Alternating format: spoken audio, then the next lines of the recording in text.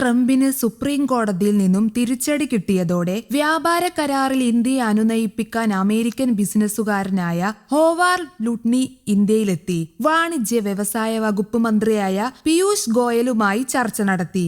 തീരുവയിൽ American president Donald ട്രംപിന് supreme കോടതിയിൽ നിന്നും തിരിച്ചടി കിട്ടിയതിന് പിന്നാലെയാണ് അമേരിക്ക ലോകരാജ്യങ്ങളുമായുള്ള വ്യാപാരം സംബന്ധിച്ച അതിവേഗ നീക്കങ്ങൾ നടത്തുന്നത്. ഇന്ത്യ ഉൾപ്പെടെയുള്ള രാജ്യങ്ങളുമായി വ്യാപാര കരാറിന് മുമ്പ് ഏറെ താമസമാണ് ഉണ്ടായിരുന്നതെങ്കിൽ അമേരിക്കൻ സുപ്രീം കോടതി വിധിക്ക് പിന്നാലെ ദ്രുതഗതിയിലും അപ്രതീക്ഷിതവുമായ നീക്കങ്ങളാണ് ട്രംപ് ഭരണകൂടം നടത്തുന്നത്.